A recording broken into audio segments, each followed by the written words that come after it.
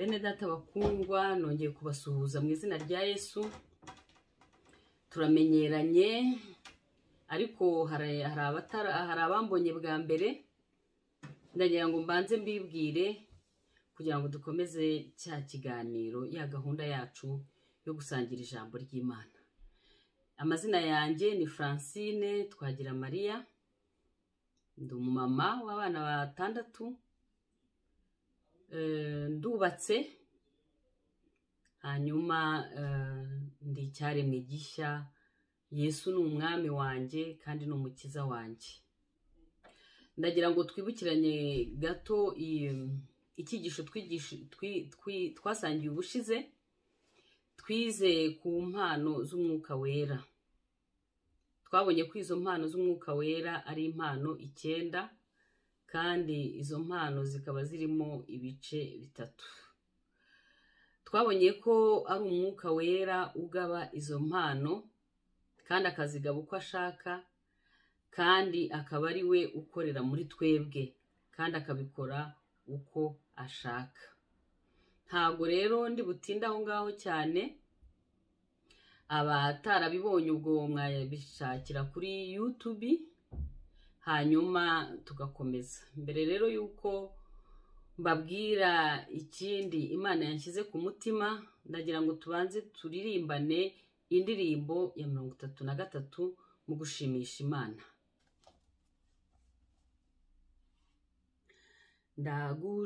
Ndagushimiye mukiza urukundo wankunze, nukumpindura umugende w'amazi y'ubugingo.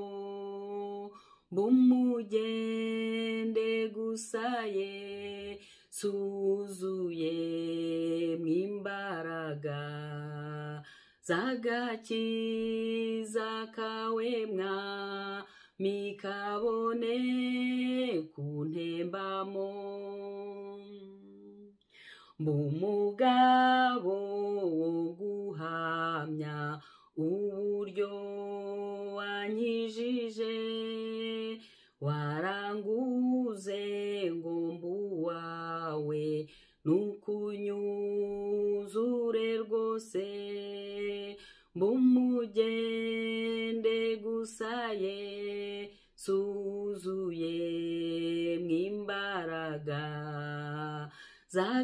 zagakiza kawe mwami, kabone kuntembamo. Mbikibindi cyawe Yesu, nukunyoza untunganye, maze unyuzuza ayo mazi niyo mwuka w'Imana. Mbumugende gusaye suzuye mwimbaraga zagakiza kawe mwami, kabone kuntembamo.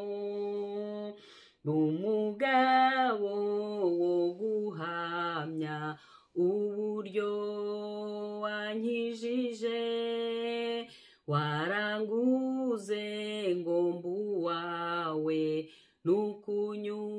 nukunyuzure rwose. Mbumugende gusaye suzuye mwimbaraga zagakiza kawe mwami, kabone kuntembamo. Yesu suku umwuka wera mu mutima wanjye ubu, kugira ngo ngeze amazi yawe mu basaraye. Mbumugende gusaye suzuye mwimbaraga zagakiza kawe mwami, kabone kuntembamo.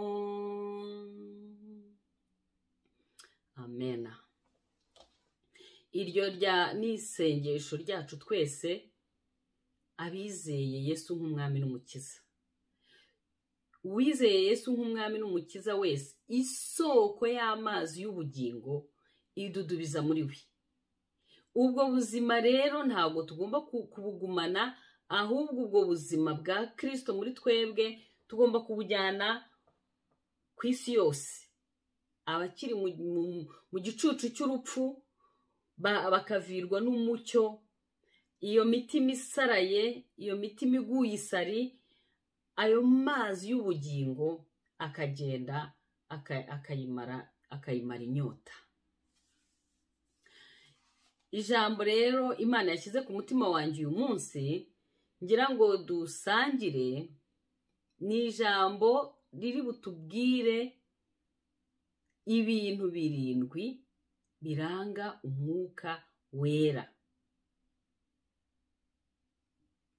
Umwuka wera, umuntu wese wamenye Yesu akamwakira akamwizera nk'umwami n'umukiza, umwuka wa Kristo uba muri we. Ariko kuba uri muri twebwe ntabwo bihagije kugira ngo tubeho ubuzima bunesha, kugira ngo tubeho ubuzima buhesha Imana icyubahiro. Tugomba kuzura umwuka wera. Twabonye ko kuzura umwuka wera ni ukuzura Kristo, ni ugushobozwa na Kristo, ni ukuyoborwa na Kristo. Tugiye kurebera rero hamwe ibyo bintu 7 biranga umuntu wuzuye umwuka wera, biranga umuntu wuzuye Kristo.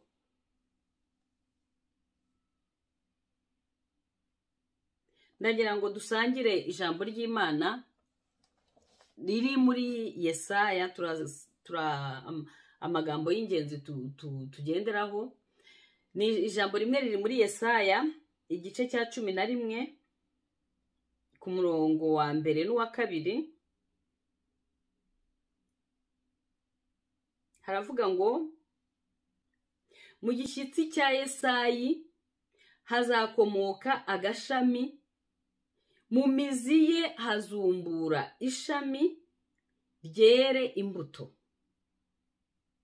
Umwuka w'Uwiteka azaba kuri we, umwuka w'ubwenge n'uw'ubuhanga, umwuka wo kujya inama n'uw'imbaraga, umwuka wo kumenya Uwiteka n'uwo kumwubaha. Reka dusome n'ijambo riri mu Byahishuwe igice cya 4, duhere ku murongo wa 2 tugeze ku wa 5, ariko turatinda cyane ku murongo wa 5. Ariko kugira ngo tubyumve neza ndagira ngo duhere ku murongo wa 2. Muri ako kanya mba mu mwuka, nuko mbona intebe y'ubwami iteretswe mu ijuru. Mbona n'uyicayeho, uwari uyicayeho yasaga n'ibuye ryitwa yasipi n'iryitwa sarudiyo, kandi umukororombya wari ugose iyo ntebe usa na simaragido. Iyo ntebe yari igoswe n'izindi ntebe 24.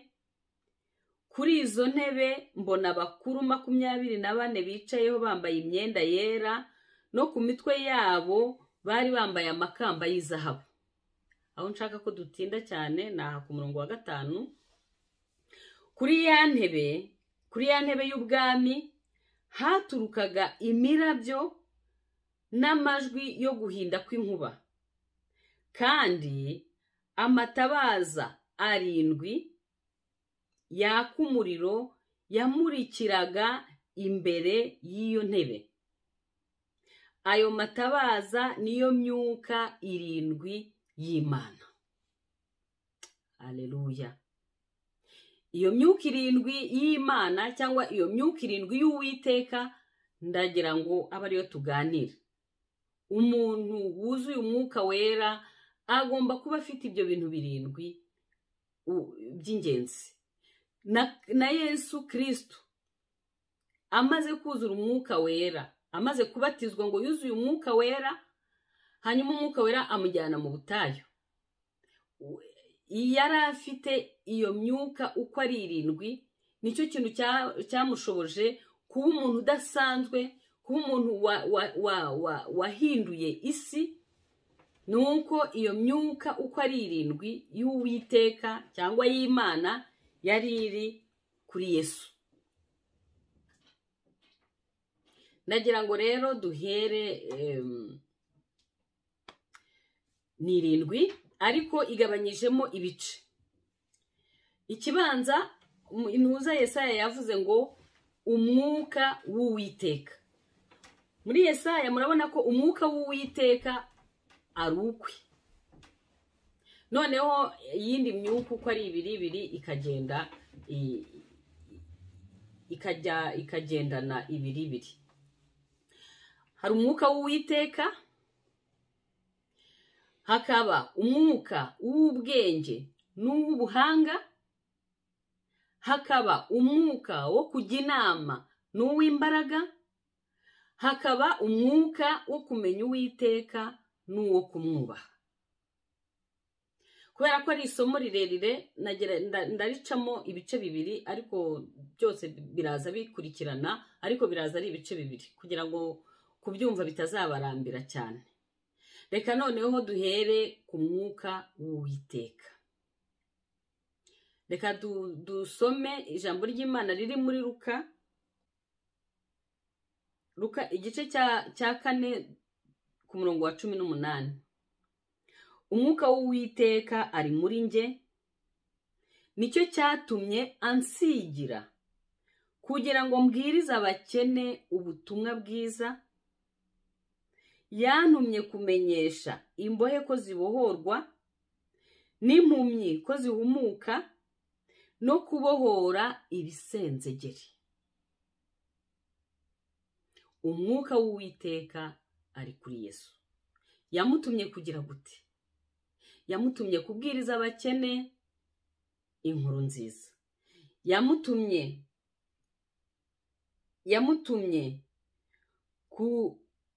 kumenyesha imbohe ko zibohowe.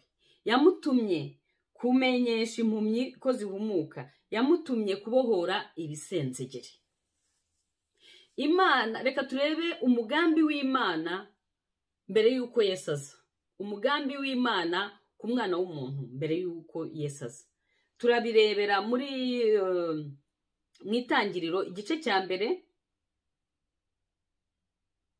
Itangiriro igice cya mbere duhere ku murongo wa 26 tugeze ku murongo wa 29. Imana iravuga iti, tureme umuntu agire ishusho yacu, ase natwe, batwara amafi yo mu nyanja n'inyoni n'ibisiga byo mu kirere n'amatungo n'isi yose,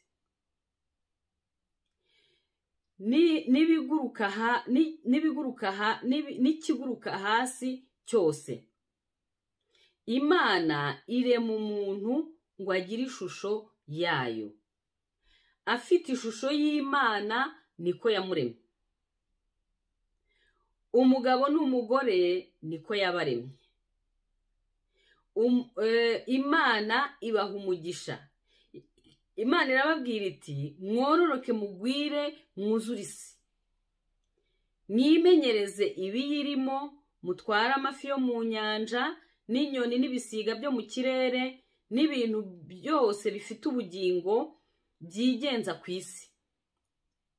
Kandi Imana irababwira iti, dore mbahaye ibimera byose byera imbuto biri mu isi yose, n'igiti cyose gifite imbuto zirimo utubuto twacyo bizaba ibyo kurya byanyu.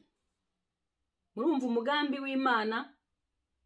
Yaravuze ngo tureme umuntu mu ishusho yacu, tumureme ase natwe. Hari umuririmbyi waririmbye ngo Imana irahambaye mu mbaraga, mu bwenge no gukunda. Imana yaremye umuntu mu ishusho yayo. Imana ishaka ko tugira tuba mu tugira ubwo butware. Niko yabwiye Adamu na Eva. Yabaremye mu ishusho yayo, irangije ibaha gutwara ibiri mu isi.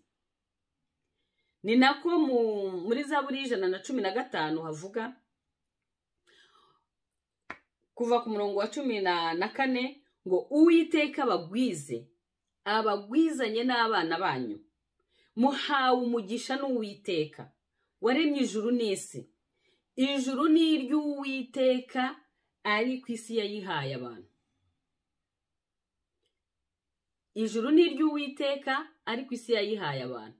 Ni nako hariya mu itangiriro igice cya mbere kuva ku murongo wa 26 kugeza ku wa 29 hatubwiye Imana yaremye umuntu mu ishusho yayo, irangije imuha gutegeka ibiri mu isi byose.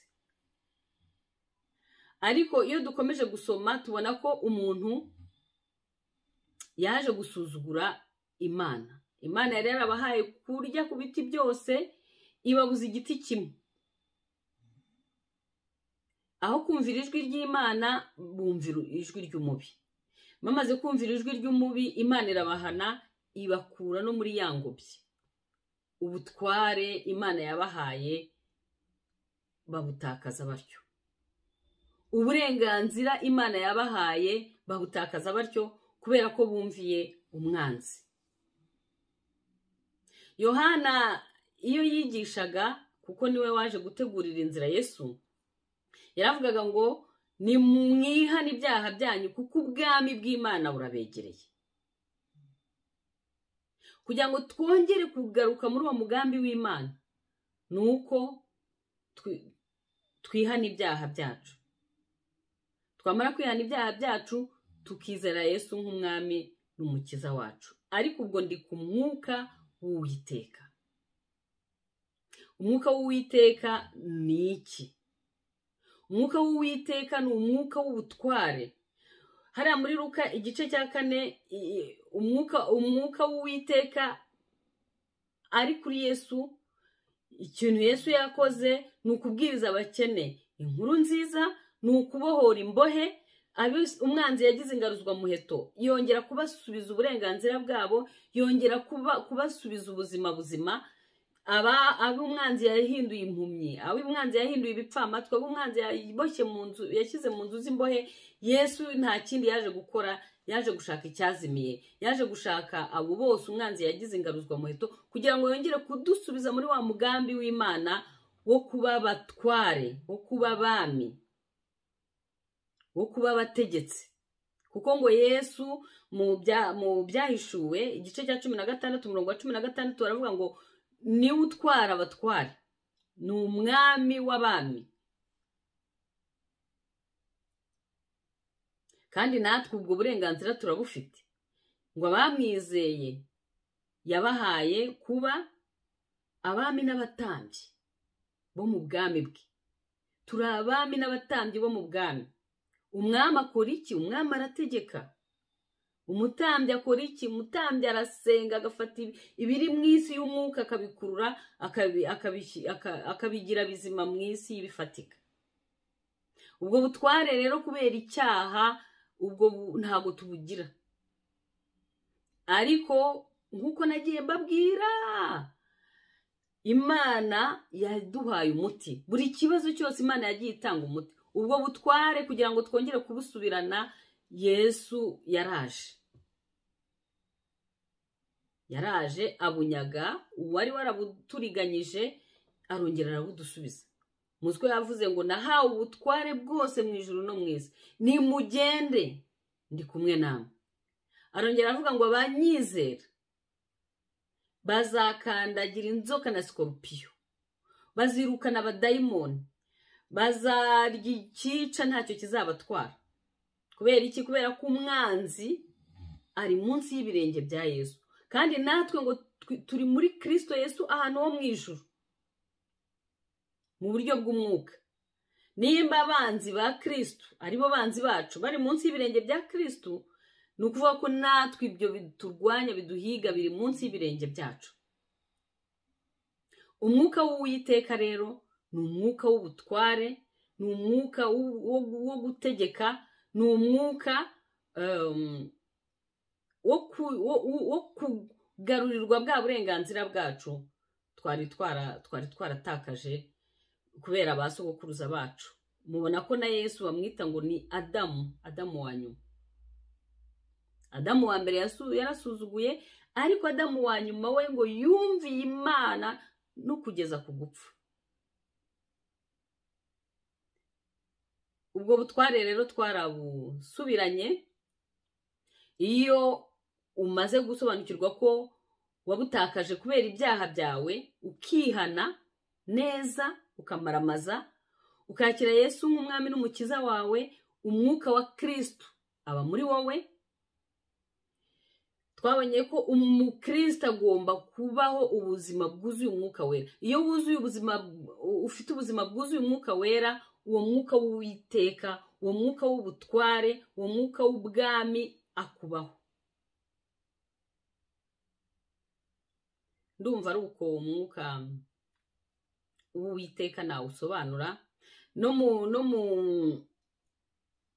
No mu isezerano rya kera, nko mu Bacamanza igice cya 6 umurongo wa 34, hari abatubwira ngo ukuntu Gideyoni umwuka w'Uwiteka ngo yamujeho, ngo akavuza impanda, akagenda akanesha abamidiyani bari barazengereje ubwoko bw'Imana. Ariko umwuka w'Uwiteka ngo ajya kuri Gideyoni, agiye kuri Gideyoni baranesha, bava muri ubwo bubata bw'abamidiyani. Samusoni nawe Imana yari yaramuhamagariye kujya kurwanirira Abayisiraheli, arwanya zirangabo z'Abafilisitiya. Mu gice cya 16 hatubwira ukuntu Abafilisitiya bazaga bakazirika Samusoni bakamukanyaga, ariko ngo umwuka w'Uwiteka akamuzaho, za ngoyi z'umwanzi akazifata akazishwanyaguza. Umwuka w'Uwiteka atuma ingoyi z'umwanzi zishwanyagurika. Umwuka w'Uwiteka atuma tunesha ibiturwanya, atuma tunesha ibiturwanya, atuma tunesha ibirwanya abacu, atuma tunesha.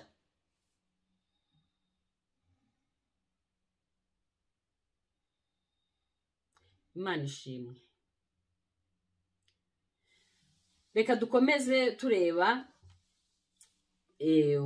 undi mwuka w'Uwiteka. Nababwiye ko uretse uyu mwuka w'Uwiteka gusa, hari indirimbo naririmbye ngo mbumugende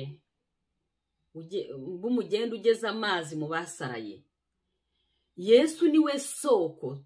Noneho kuri Yesu hagenda hashamikaho imigende. Umwuka w'Uwiteka noneho hagashamikaho imigende. Noneho kuri uwo umwuka w'ubwenge n'ubuhanga. Umwuka w'ubwenge n'ubuhanga. Umwuka w'ubwenge n'ubuhanga. Dusomye mu Efeso igice cya 5 umurongo wa 17, ntago mpasoma, muze kuhasoma. Paulo yabwiye Abefeso ngo ntimukabe abapfu, mumenye icyo Uwiteka ashaka.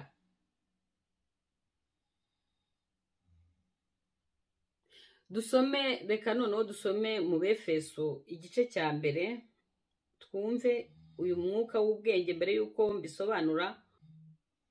Umwuka w'ubwenge n'ubuhanga. Haravuga ngo ariko rero kugira ngo Imana y'umwami wacu Yesu Kristo, ariyo data wa twese w'icyubahiro, ibaho umwuka w'ubwenge no guhishurirwa bitume muyimenya.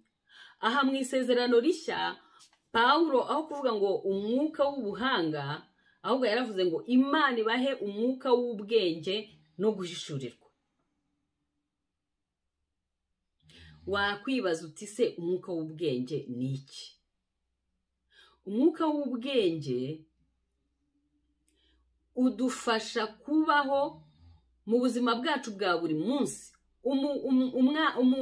Umwana w'Imana wamenye Kristo, akamwakira, akamwizera nk'umwami n'umukiza we, uyu mwuka w'ubwenge ugomba kumubaho. Ariko umwuka w'ubwenge ujyana n'umwuka wo guhishurirwa cyangwa se umwuka w'ubuhanga. Umwuka w'ubwenge ni ukumenya uko ugomba kwifata mu buzima bwawe bwa buri munsi. Umwuka w'ubwenge ni ukumenya uko ukemura ibibazo. Uwo mwuka w'ubwenge uko ugenda ugira ubushuti n'Imana, ugirana ubusabane n'Imana, Imana igenda ibuguha buhoro buhoro buhoro buhoro buhoro buhoro. N'urugendo hariya mu ntuza mu isezerano rya kera batubwira ukuntu Salomo yasabye ubwenge Imana ikabumuha, ariko amaze kureka Imana, amaze gushaka abagore benshi, amaze kubakira abo bagore insengero z'ibigirwamana zabo, ubwenge bw'Imana bwamuvuyeho, akora iby'abapfapfa. Ubwenge bw'Imana tubuhabwa kubera ko tubana n'Imana, dufitanye ubushuti n'Imana, tugirana ubusabane nayo. Iyo ibyo bihe utakibigira, ubwenge bw'Imana bukuvaho. Ahandi nabaho urugero. Kandi ikindi, ubwenge bw'Imana budufasha kubaho mu buzima buhesha Imana icyubahiro, noneho bukadushoboza no kwera ziriya mbuto z'umwuka wera. Nababwiye ko umukristo wuzuye umwuka wera arangwa n'imbuto z'umwuka wera, kandi umukristo wera imbuto z'umwuka wera ahesha Imana icyubahiro. Umukristo ufite umwuka w'ubwenge ahesha Imana icyubahiro. Imbuto z'umwuka wera reka tuzirebe.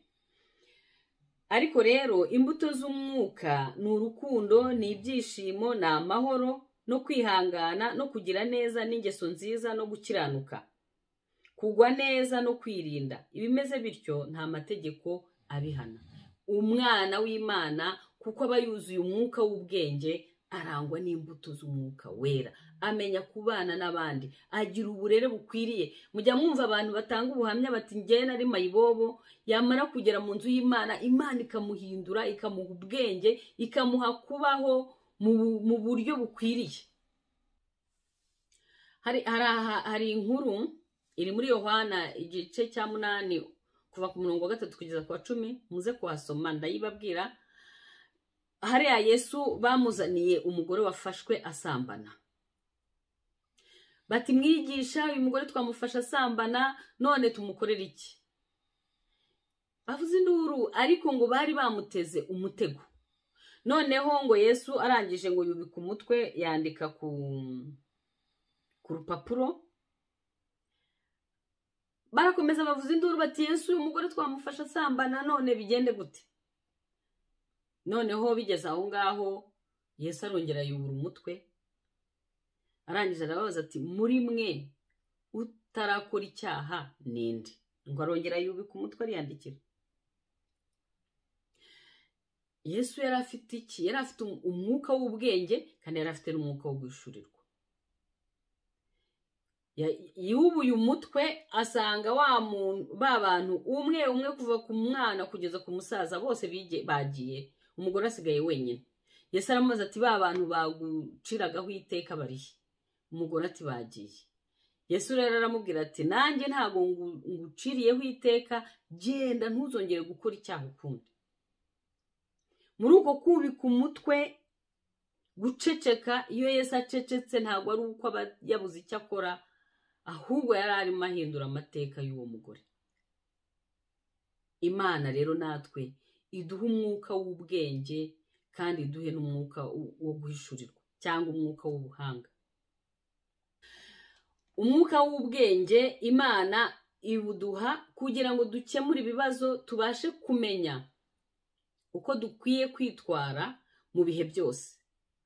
Umwuka w'ubuhanga cyangwa se umwuka wo guhishurirwa Imana iwuduha kugira ngo uko guhishurirwa kudufashe kumenya ikiri ku mutima w'Imana. Noneho bya bindi hahandi umuntu aba afite gushidikanya, Imana imuha guhishurirwa, kandi Imana igashyira umucyo muri ibyo bintu bidasobanutse. Noneho warangiza ugasobanukirwa, ukamenya icyo gukora. Niyo mpamvu umwuka w'ubwenge n'ubuhanga biragendana. Bigaragarira hehe? Bigaragarira mu bintu bitatu. Iyo umaze gusobanuza Imana, Imana irakubwira. Ishobora kukubwira n'ijwi, ishobora kongorera umutima wawe, cyangwa se ukumva ikoresha ibyo wiyumvamo. Ariko byose bisaba ko uba uri mu mwuka wo gusenga. Mu Baheburayo igice cya 3 umurongo wa 15 haravuga ngo niwumve iryo jwi ntiwinangire, niwumve ijwi ryanjye ntiwiranangire umutima. Kenshi dushaka kumva ibintu by'ibitangaza, inkuba zigakubita, ariko umwuka wera uba muri twebwe aratwongorera. Niwumve iryo jwi ryongorera mu mutima wawe ntiwinangire, ahubwo ukora icyo umwuka w'Imana akubwira. Igihe Imana yahamagaraga Samweli, muze kubisoma muri Samweli wa mbere igice cya 3 umurongo wa 8 kugeza ku wa 10, haravuga ngo Samweli Imana yaramuhamagaye bwa mbere, aragenda ajya kwitaba Eli. Irongera iramuhamagara bwa kabiri, arongera ajya kwitaba Eli. Imuhamagaye bwa gatatu Samweli agiye kwitaba bwa kabiri nako bwa kabiri Eli yaramubwiye ati niwongera kumva iryo jwi riguhamagara uvuga uti ndi hano Nyagasani, vuga umugaragu wawe ndumva. Kenshi rero ntabwo umuntu asobanukirwa, ariko Imana ishobora no gukoresha iryo jwi rimeze gutyo, cyangwa se Imana ikavugira mu mutima wacu, cyangwa se Imana igakoresha inzozi, cyangwa se Imana igakoresha iyerekwa. Muri Yeremiya igice cya mbere umurongo wa 11 n'uwa 12 Imana yaramubwiye ngo Yeremiya we urabona iki? Yeremiya aramubwira ati ndabona inkoni y'umurinzi. Imana iramubwira iti se wabyitegereje neza ko ndindi ijambo ryanjye kugira ngo ndisohoze? Imana yari irimo imwereka, yari irimo imusobanurira, yari irimo imuhishurira.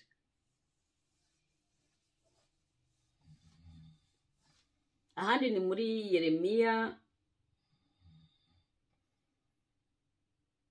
Yeremiya igice cya 23 haravuga ngo umutima wanjye umenekeyemo, amagufa yanjye yose arajegera, meze nk'usinda, nk'umuntu wishwe na vino, mbitewe n'Uwiteka n'amagambo ye yera. Hari ibintu wumva ukabitekerezaho nk'uku nguku kwa Yeremiya. Ibyo byose iyo ufite ubusabane n'Imana, iyo ufitanye ubushuti n'Imana, ijwi ry'Imana urarimenya ukarisobanukirwa. Reka mpinira ahangaha, mu kanya ndabagezaho igice cya 2, ariko reka nongere nsubiremo mu ncamake ibyo tumaze kubona. Nababwiye ko icyo tugiye kwiga ni ibintu 7 biranga umwuka wera. Umwana w'Imana wakiriye Yesu nk'umwami n'umukiza, ibyo bintu 7 bigomba kumugaragaraho. Ibyo bintu 7 twabonye ko ari umwuka, ni imyuka 7 y'Uwiteka. Iyo myuka 7 y'Uwiteka, hari umwuka w'Uwiteka uri ukwawo. Umwuka w'Uwiteka twabonye ko ari umwuka w'ubutware, umwuka w'ubutegetsi, ni umwuka wo kongera kuba mu burenganzira bwawe Imana yakuremeye, nk'uko Imana yari yarabiteguye mu itangiriro igice cya mbere kuva ku murongo wa 26 kugeza ku murongo wa 29. Kandi twabonye ko kubera ko umuntu yacumuye, ubwo burenganzira shitani yarabumuriganyije. Amaze kubumuriganya, Yesu araza, aradupfira, araducungura, aratubohora, nk'uko ijambo ry'Imana bivuga ngo umwuka w'Uwiteka ari kuri nge, muri Luka igice cya 4 ku murongo wa 18.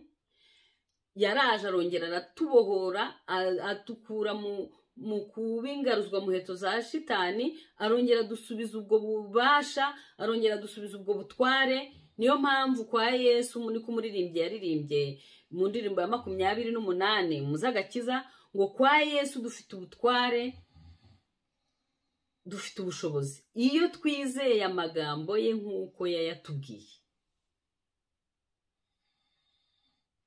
dufite ububasha bwo gukandagira inzoka na sikorupiyo, dufite ububasha bwo kuribata umugunzu w'intare n'ikiyoka.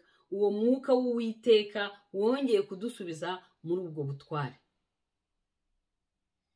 Noneho indi myuka y'Uwiteka igenda ari ibiri. Tumaze kubona umwuka w'ubwenge n'umwuka w'ubuhanga. Tubonye ko mu Efeso mu isezerano rishya umwuka w'ubuhanga Pawulo yawise umwuka wo guhishurirwa. Umwuka wo guhishurirwa tubona ko byose ntabwo ushobora kubana n'Imana udafata ibihe byo gusenga, udafata ibihe byo kumva ijwi ryayo, udafata ibihe byo gusoma ijambo ry'Imana. Twumva ijwi ry'Imana iyo tuyibaye hafi, tukaba ku mutima wayo, niho ubasha kumva ijwi ry'Imana, niho ubasha no kugira uko guhishurirwa, niho uwo mwuka w'ubwenge ubasha kukubaho, n'uwo mwuka wo guhishurirwa. Twabonye ko Salomo Imana yamuhaye uwo mwuka w'ubwenge, ariko amaze kwica ubushuti bwe n'Imana, wa mwuka w'ubwenge wamuvuyeho, akora iby'abapfapfa.